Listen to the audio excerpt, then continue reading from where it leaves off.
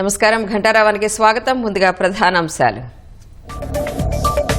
నేడు సచివాలయంలో రెండో రోజు కలెక్టర్ల సదస్సు. జిల్లాల వారీగా కార్యాచరణ ప్రణాళిక, సమస్యలపై చర్చ.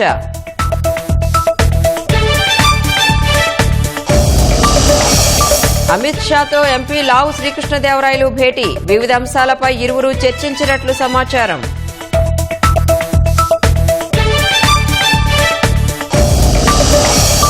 రోడ్డు ప్రమాదంలో దంపతులు మృతి. అల్లూరు జిల్లా కొట్నాపల్లి వద్ద ఘటన.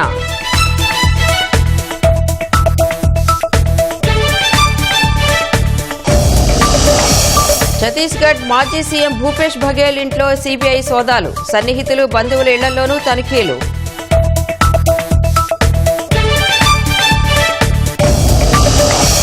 సరిహద్దు వ్యవహారాలపై భారత్ చైనా మరోసారి చర్చలు. కైలాస్, మానస్ సరోవర్ యాత్ర సహా పలు అంశాలపై మథనం.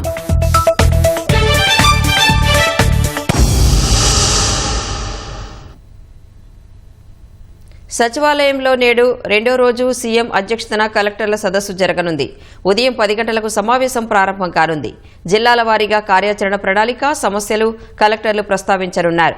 ఆదాయ మార్గాలు, రెవెన్యూ సమస్యలు, భూ వివాదాలపై ప్రజెంటేషన్ ఇవ్వనున్నారు. సమస్య పరిష్కారం, ప్రభుత్వ సేవలో నాణ్యతపై నిన్నటి సదస్సులో చర్చించారు. తెలుగుదేశం పార్లమెంటరీ పార్టీ నాయకుడు లావు శ్రీకృష్ణదేవరాయలు మంగళవారం కేంద్ర హోంమంత్రి అమిత్ షాతో భేటీ అయ్యారు. రాష్ట్రంలోని వివిధ అంశాలను శ్రీకృష్ణదేవరాయలు అమిత్ షా దృష్టికి తీసుకువెళ్లినట్లు సమాచారం. పార్లమెంట్లో సోమవారం ఫైనాన్స్ బిల్లుపై జరిగిన చర్చలో ఏపీలో మద్యం కుంభకోణంపై విరుచుకుపడిన లావు హోంమంత్రిని కలవడం ప్రాధాన్యం సంతరించుకుంది. కాగా కేంద్రం, రాష్ట్రంలో కూటమి అధికారం చేపట్టాక ఎంపీ లావు వ్యక్తిగతంగా అమిత్ షాని కలవడం ఇదే తొలిసారి. ఛత్తీస్గఢ్ మాజీ సీఎం భూపేష్ బఘేల్ ఇంట్లో సీబీఐ సోదాలు నిర్వహిస్తోంది. రాయ్పూర్, బిలాయ్లోని బఘేల్కు చెందిన ఇళ్లలోనూ తనిఖీలు చేస్తోంది. భూపేష్ బఘేల్ సన్నిహితులు, బంధువుల ఇళ్లలోనూ సీబీఐ అధికారులు సోదాలు చేస్తున్నారు. మద్యం కుంభకోణం కేసులో ఇటీవలే భూపేష్ బఘేల్ ఇంట్లో ఈడీ సోదాలు జరిపింది.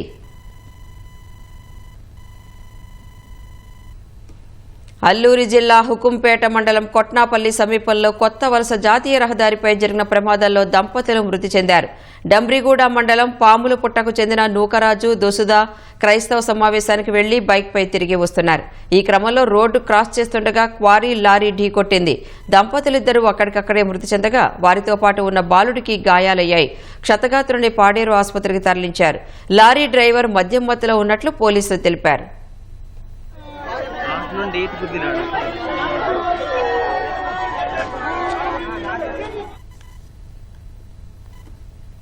గన్నవరం తెలుగుదేశం కార్యాలయంపై దాడి కేసులో కీలక నిందితుడు రంగాను సీఐడీ అధికారులు అదుపులోకి తీసుకున్నారు. టీడీపీ కార్యాలయంపై దాడి కేసులో ఓలుపల్లి మోహన రంగారావు A1 నిందితుడిగా ఉన్నాడు. సత్యవర్ధన్ కిడ్నాప్ కేసులో వంశీ అరెస్టైన తర్వాత రంగా అజ్ఞాతంలోకి వెళ్లాడు. సత్యవర్ధన్ కిడ్నాప్ కేసులోనూ నిందితుడిగా ఉన్న రంగాను మంగళవారం అదుపులోకి తీసుకున్న పోలీసులు ఇవాళ విజయవాడ సీఐడీ కోర్టులో హాజరుపరిచే అవకాశం ఉంది. కాకినాడ పోర్టు వాటాలు అరబిందో సంస్థకు బలవంతంగా బదలాయించారన్న వ్యవహారంలో ఫిర్యాదుదారు కేవీ రావుకు అరబిందోకు మధ్య ఏమైనా రాజీ కుదిరిందా అని హైకోర్టు ఆరా తీసింది. తనను బెదిరించి కేఎస్పీఎల్ కాకినాడ సెస్ లిమిటెడ్లోని వాటాలు అరబిందోకు కట్టబెట్టారంటూ కేవీఆర్ గ్రూప్ యజమాని కేవీ రావు ఇచ్చిన ఫిర్యాదు ఆధారంగా సీఐడీ కేసు నమోదు చేసింది. ఈ వ్యవహారంలో తనపై నమోదైన కేసును కొట్టేయాలని మొదటి నిందితుడు వైసీపీ ఎంపీ వైవి సుబ్బారెడ్డి కుమారుడు విక్రాంత్ రెడ్డి దాఖలు చేసిన క్వాష్ పిటిషన్పై హైకోర్టు మంగళవారం విచారణ జరిపింది. ఫిర్యాదుదారు కేవీ రావుకు నోటీసులు జారీ చేసింది. పూర్తి వివరాలు సమర్పించాలని సీఐడీని ఆదేశిస్తూ విచారణను ఏప్రిల్ 1కి వాయిదా వేసింది. హైకోర్టు న్యాయమూర్తి జస్టిస్ ఎన్ హరినాథ్ ఈ మేరకు ఆదేశాలు జారీ చేశారు. కూటమి ప్రభుత్వం అధికారంలోకి వచ్చాక క్రీడాభివృద్ధికి ప్రత్యేక చర్యలు చేపడుతోంది. తిరుపతిని క్రీడా హబ్గా తీర్చిదిద్దే లక్ష్యంతో ప్రభుత్వం ప్రత్యేక దృష్టి సారించింది. తిరుపతి స్మార్ట్ సిటీ నిధులతో చేపట్టి నత్తనడకన సాగుతున్న క్రికెట్ మైదానాన్ని రాష్ట్ర క్రీడా ప్రాధికార సంస్థ స్వాధీనం చేసుకుని అభివృద్ధి పనులు చేపట్టింది. క్రీడాకారులకు సాధన, పోటీలకు అనువుగా ఉండేలా తీర్చిదిద్దుతోంది. ప్రపంచ ప్రఖ్యాత ఆధ్యాత్మిక క్షేత్రం తిరుపతిని క్రీడా కేంద్రంగా తీర్చిదిద్దేందుకు కూటమి ప్రభుత్వం చర్యలు చేపట్టింది. శాప్ పరిధిలో ఉన్న శ్రీ శ్రీనివాస క్రీడా సముదాయానికి అనుసంధానంగా క్రికెట్ స్టేడియంతో పాటు సమీకృత క్రీడా సముదాయం అందుబాటులోకి తెచ్చేలా ప్రణాళికలు సిద్ధం చేసింది. ఇప్పటి వరకు తిరుపతిలో క్రికెట్ పోటీలకు అనువుగా ఎస్వీయు తారక రామా స్టేడియం మాత్రమే ఉండేది. శాప్ ఆధ్వర్యంలో క్రికెట్ స్టేడియం ఏర్పాటు చేసేందుకు చైర్మన్ రవినాయుడు ప్రత్యేక చొరవ తీసుకున్నారు. తిరుపతి స్మార్ట్ సిటీ నిధులతో గొల్లవానిగుంటలో చేపట్టిన క్రికెట్ స్టేడియం శాప్ పరిధిలోకి తీసుకుని మరింత విస్తరించేలా చర్యలు చేపట్టారు. తిరుపతి స్మార్ట్ సిటీ ఆధ్వర్యంలో చేపట్టిన క్రికెట్ మైదానం అభివృద్ది పనులు గత 5 ఏళ్లుగా నత్తనడకన సాగుతూ వచ్చాయి. 6 కోట్లతో చేపట్టిన క్రికెట్ మైదానానికి ప్రస్తుతానికి 4.5 కోట్ల వ్యయం చేయగా మరో 1.5 కోటి వెచ్చించాల్సి ఉంది.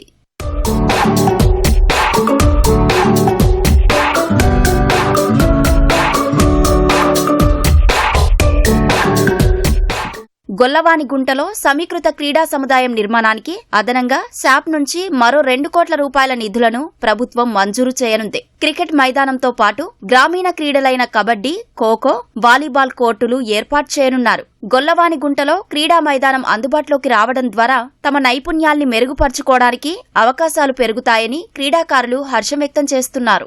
ఇంటర్నేషనల్ లెవెల్లో తీసుకెళ్లేదానికి ముఖ్యంగా రాయలసీమలో ఉన్నటువంటి విద్యార్థులకు కావచ్చు, స్పోర్ట్స్ కావచ్చు, తీసుకెళ్లేదానికి ఇది దోహదపడుతుంది. మామూలుగా అయితే ఎస్వి యూనివర్సిటీ స్టేడియం మాత్రమే ఉండేది. అదేవిధంగా ఇప్పుడు ఇది అందుబాటులోకి రావడం వల్ల చాలా మంది ప్లేయర్స్ కావచ్చు, క్రీడాకారులు బయటకు వస్తారు. దీనికి ప్రత్యేక చొరవ చూపిన రవినాయుడు గారికి ప్రత్యేక ధన్యవాదాలు తెలుపుకుంటున్నాం. ప్రభుత్వం ప్రత్యేకమైన శ్రద్ధతో దాన్ని మళ్ళీ శాప్ ఆధ్వర్యంలోకి తీసుకోవడం, శాప్ వాళ్ళు మరీ దానిపైన డబ్బులు వెచ్చించి ఈ యొక్క క్రికెట్ స్టేడియాన్ని అద్భుతంగా తీర్చిదిద్దుతా ఉన్నారు. ఇది ఖచ్చితంగా ఉమ్మడి చిత్తూరు జిల్లాకు, ముఖ్యంగా పల్లెలో ఉన్నటువంటి యువతకు, విద్యార్థులకు మొత్తానికి కూడా మేలు చేకూరుతుంది. ఖచ్చితంగా మన వాళ్ళు ఈ యొక్క స్థానిక స్థాయి నుంచి కూడా, అదే జిల్లా స్థాయి నుంచి కూడా, రాష్ట్ర స్థాయి నుంచి కూడా, రంజీ, అదేవిధంగా ఐపీఎల్, అదేవిధంగా జాతీయ స్థాయి అయినటువంటి క్రికెట్లు అన్నింటిలో కూడా పార్టిసిపేట్ చేసేదానికి అవకాశాలు వీళ్ళకి లభిస్తాయి. ఇక్కడ నుంచి వాళ్ళ అభివృద్ధి అద్భుతంగా ఉంటుందనేసి నేను భావిస్తా ఉన్నాను. కర్నూలులో మౌలిక వసతులు కొరబడి తగినంత ప్రాధాన్యత లేక నిరుపయోగంగా మారిన కేంద్ర క్రీడా ప్రాధికార సంస్థ శిక్షణా కేంద్రాన్ని తిరుపతిలో ఏర్పాటు చేస్తుండడం, స్థానిక క్రీడా మైదానాలు, మౌలిక సదుపాయాల కల్పనకు ప్రణాళికలు రూపొందించడంపై క్రీడాకారులు ప్రభుత్వానికి కృతజ్ఞతలు తెలియజేస్తున్నారు. నిర్మితమవుతున్నటువంటి కార్పొరేషన్ పరిధిలో క్రికెట్ గ్రౌండ్ ఏదైతే ఉందో, ఇది ఒక క్రికెటర్ గా, క్రికెట్ కోచ్ గా నాకు చాలా ఆనందంగా ఉంది. ఎందుకంటే మొట్టమొదటి గ్రౌండ్ తిరుపతి ప్రజల కోసం తిరుపతిలో నిర్మితమవుతున్నటువంటి గ్రౌండ్ అది. ఈ గ్రౌండ్ శాప్ కి హ్యాండ్ ఓవర్ చేస్తున్నారు. శాప్ వారు ప్రజలకు అందుబాటులో, క్రీడాకారులకు అందుబాటులో ప్రతిరోజు అక్కడ ఆడుకునే అవకాశం కల్పిస్తే ఇక ఖచ్చితంగా తిరుపతి నుంచి కూడా ఒక టర్ఫ్ క్రికెట్లో ఆడుతూ మంచి క్రీడాకారులు భవిష్యత్తులో ముందుకు పోవడానికి ఉంది. ఇంటర్నేషనల్ స్థాయిలో క్రీడాకారులు వెళ్ళాలి అని అంటే ఫస్ట్ మనకు మైదానాలు ఇంపార్టెంట్.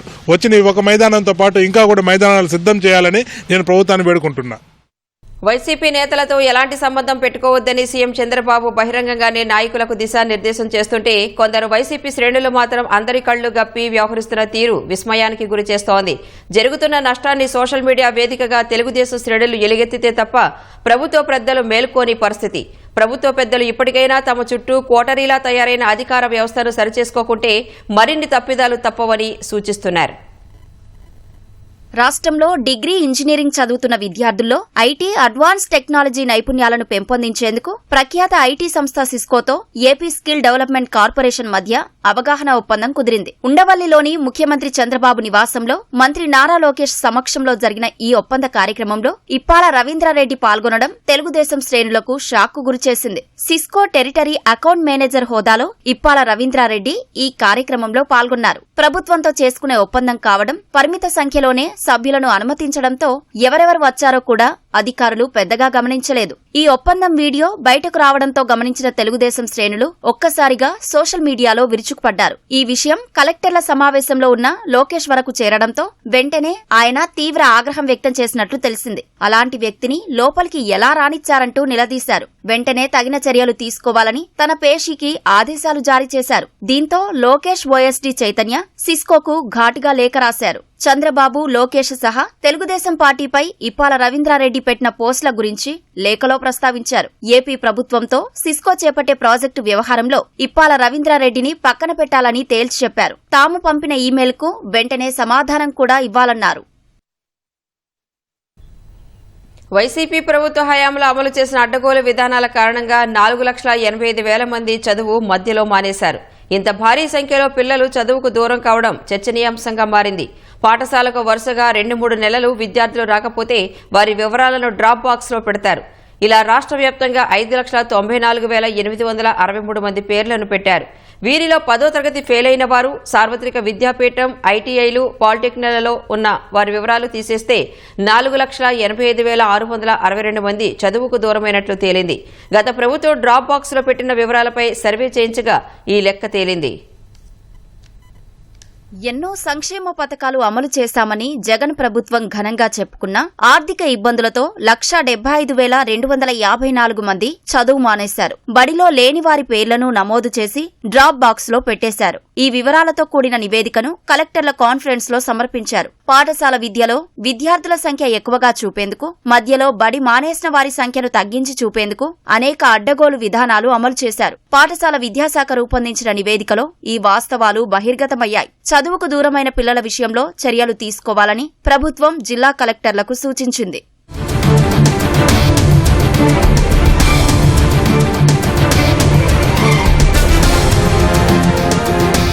రాష్ట్ర వ్యాప్తంగా 6,178 మంది విద్యార్థులు చనిపోయినా వీరి పేర్లను డ్రాప్ బాక్స్ లో కొనసాగించారు. తల్లిదండ్రులు ఇతర ప్రాంతాలకు వలస వెళ్లడంతో వారితో పాటు వెళ్లిపోయిన పిల్లలు 82,103 మంది ఉన్నారు. వీరు చదువుకు దూరమయ్యారు. అనాథలకు సరైన ఆశ్రయం లేకపోవడంతో 1,632 మంది పాఠశాలలను వదిలేశారు. ప్రాథమిక పాఠశాల నుంచి 3, 4, 5 తరగతులను ఉన్నత ప్రాథమికోన్నత బడులకు తరలించడం, సమీపంలో బడులు లేకపోవడంతో రవాణా లేక 44,818 మంది చదువు మానేశారు. అసలు పిల్లలే లేకపోయినా తప్పుడు పేర్లు నమోదు చేశారు. వీరికి కొన్ని నెలల పాటు హాజరు వేసి ఆ తర్వాత వీరి పేర్లను డ్రాప్ బాక్స్ లో పెట్టారు. ఇలా 80,278 మంది పేర్లు తప్పుగా నమోదు చేశారు. పిల్లల పేర్లు 2 చోట్ల నమోదయ్యాయి. ఇలా 60,004 మంది ఉన్నారు. చనిపోయిన విద్యార్థుల బాధిత కుటుంబాలకు ఆర్థిక సహాయం, ఆర్థిక ఇబ్బందులతో చదువుకు దూరమైన వారిని రెసిడెన్షియల్ బడుల్లో చేర్పించడం, సంక్షేమ పథకాలను అందించాలని ప్రభుత్వం పేర్కొంది.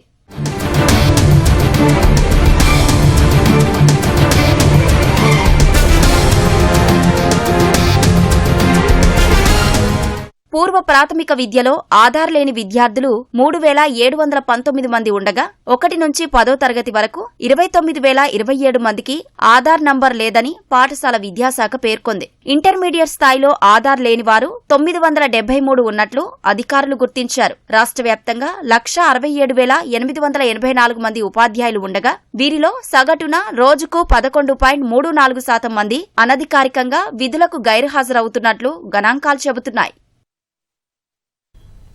క్రైస్తవ మత బోధకుడు ప్రవీణ్ పగడాల మృతిపై నిజనిజాలు నిగ్గు తేల్చాలంటూ క్రైస్తవులు, పాస్టర్లు రాజమహేంద్రవరం ప్రభుత్వ ఆసుపత్రి వద్ద ఆందోళన చేపట్టారు.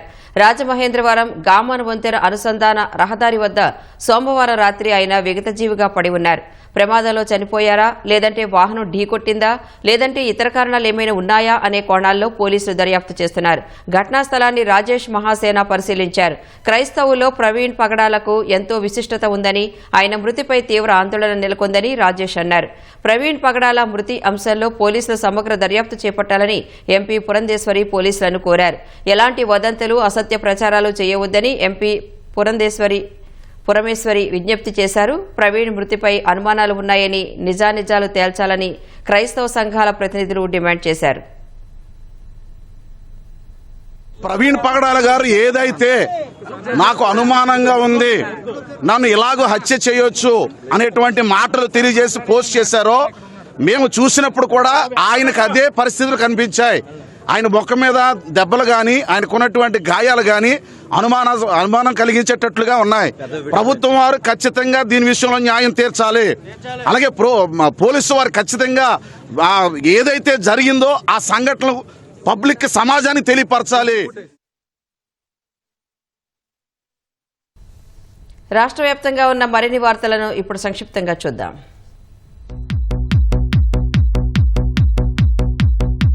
ఏప్రిల్ మొదటి వారంలో డీఎస్సీ నోటిఫికేషన్ విడుదల చేస్తామని ప్రభుత్వం ప్రకటించడంపై అభ్యర్థులు హర్షం వ్యక్తం చేస్తున్నారు. కృష్ణా జిల్లా అవనిగడ్డలో CM Chandrababu, deputy CM Pawan Kalyan చిత్రపటాలకు పాలాభిషేకం చేసి కృతజ్ఞతలు తెలిపారు.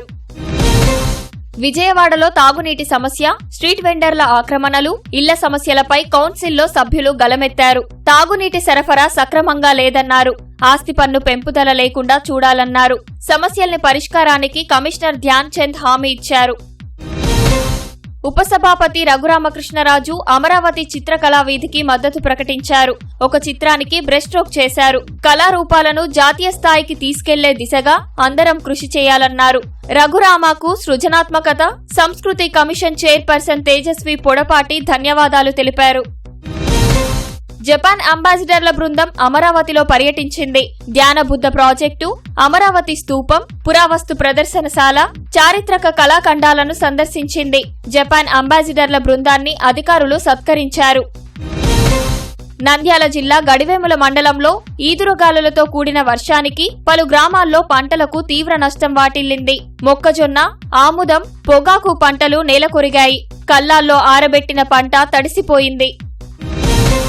ఉమ్మడి కర్నూలు జిల్లాలో భారీగా అక్రమ లేఅవుట్లు గుర్తించామని కుడా చైర్మన్ సోమిశెట్టి వెంకటేశ్వర్లు తెలిపారు. 220 లేఅవుట్లు అనాధికారికంగా వేశారని, వారికి ఇప్పటికే 2 సార్లు నోటీసులు ఇచ్చామని, అనుమతి లేని లేఅవుట్లలో ప్లాట్లు కొనుగోలు చేయవద్దని సూచించారు. క్రైస్తవులకు ఎన్నికల ముందు ఇచ్చిన హామీలను సీఎం చంద్రబాబు అమలు చేశారని టీడీపీ క్రిస్టియన్ సెల్ రాష్ట్ర అధ్యక్షుడు స్వామిదాస్ కర్నూలులో తెలిపారు. పాస్టర్లకు గౌరవ వేతనం ఇస్తూ జీవో విడుదల చేయడంపై సీఎంకు ధన్యవాదాలు తెలిపారు. వైఎస్సార్ జిల్లా మైలవరం మండలంలో వైసీపీకి షాక్ తగిలింది. పలువురు వైసీపీ ఎంపీటీసీలు, ఎమ్మెల్యే ఆదినారాయణ రెడ్డి, టీడీపీ ఇన్ఛార్జ్ భూపేష్ రెడ్డిల సమక్షంలో కూటమి పార్టీలో చేరారు. అనంతపురం జిల్లా బుక్కరాయ సముద్రంలో ఓ కేసు విషయంపై మాట్లాడే క్రమంలో సీఐ, 2 టీడీపీ నాయకుల్ని చేసుకున్నారంటూ ఆ పార్టీ నాయకులు స్టేషన్ ఎదుట ఆందోళన చేశారు. తగిన చర్యలు తీసుకుంటామని హామీ ఇవ్వడంతో ఆందోళన విరమించారు.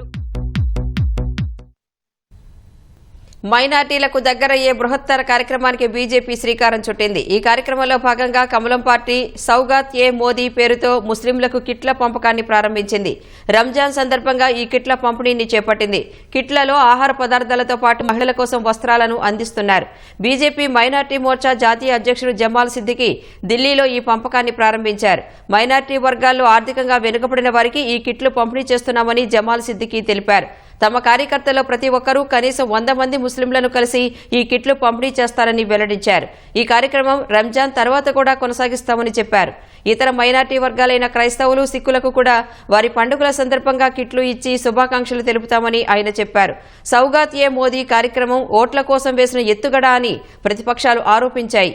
ఈ కార్యక్రమాన్ని కాంగ్రెస్ మొసలి కన్నీరుగా అభివర్ణించింది.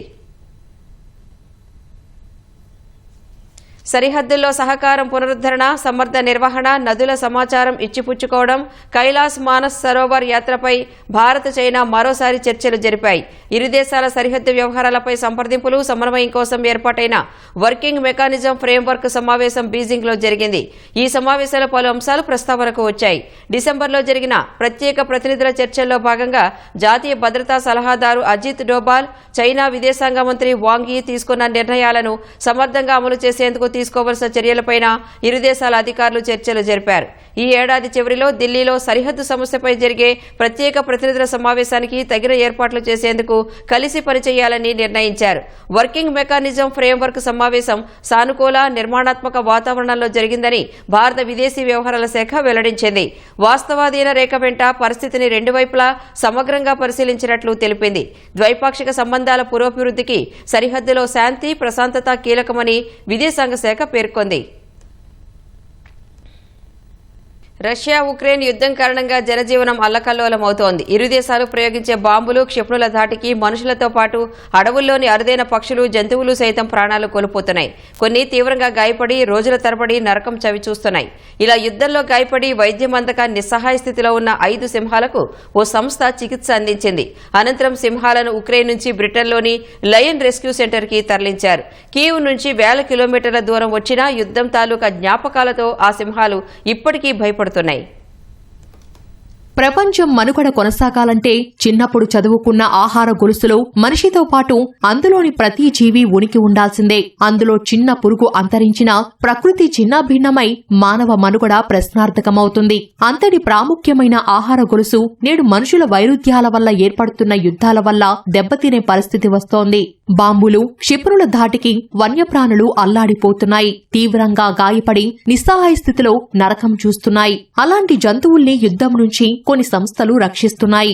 ఇటీవలే ఉక్రెయిన్లో రష్యా ప్రయోగించిన క్షిపణుల ధాటికి గాయపడిన 5 సింహాలకు ఓ సంస్థ చికిత్స అందించింది.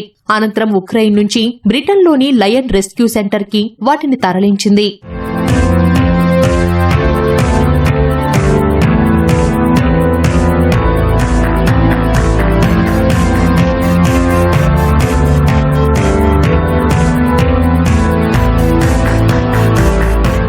యుద్ధభూమి నుంచి వేల కిలోమీటర్లు దాటి వచ్చిన ఆందోళన సమస్యలతో సింహాలు బాధపడుతున్నాయని నిర్వాహకులు చెబుతున్నారు. యుద్ధం తాలూకా జ్ఞాపకాలతో నిద్రలో ఉలిక్కి పడుతున్నాయని చెప్పారు. సింహాలను రెస్క్యూ చేయడానికి తాము వెళ్లినప్పుడు అవి తీవ్రంగా గాయపడ్డాయని వివరించారు. వాటిని ఆ స్థితిలో చూడలేకపోయామన్నారు. సింహాలు ఉన్న 300 మీటర్ల దూరంలోనే మిసైల్ పడటంతో అవి చాలా బెదిరిపోయాయని పేర్కొన్నారు. ప్రస్తుతం వాటి గాయాలైతే మానిపోయాయి. కానీ ఇప్పటికీ షాక్ వంటి సమస్యలతో సింహాలు బాధపడుతున్నాయని వివరించారు.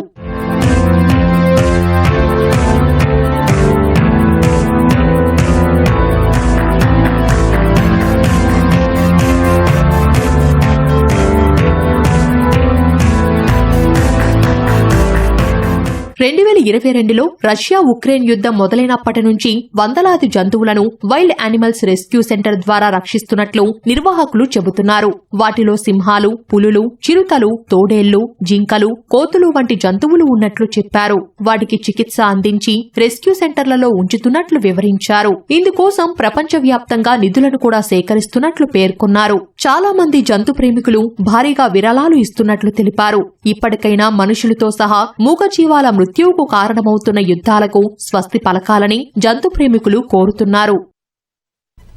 అమెరికాలో అక్రమ వలసదారుల ఏరివేత లక్ష్యంగా చర్యలు తీసుకుంటున్న డొనాల్డ్ ట్రంప్ యంత్రాంగం తాజాగా గ్రీన్ కార్డు కలిగిన వారందరి సామాజిక మాధ్యమ ఖాతాలపై దృష్టి పెట్టింది. త్వరలో గ్రీన్ కార్డు కలిగిన వారందరూ తమ సామాజిక మాధ్యమ ఖాతాల వివరాలను తెలియజేయాలని ఆదేశించే అవకాశం ఉన్నట్లు తెలుస్తోంది. సామాజిక మాధ్యమ ఖాతాలపై ప్రభుత్వ పరిధిని మరింత విస్తరించాలని ట్రంప్ యంత్రాంగం ప్రతిపాదించింది. ఇప్పటికే వీసా దరఖాస్తుదారులు US citizenship and immigration services కు తమ ఖాతాల వివరాలను వెల్లడించాల్సి ఉంది.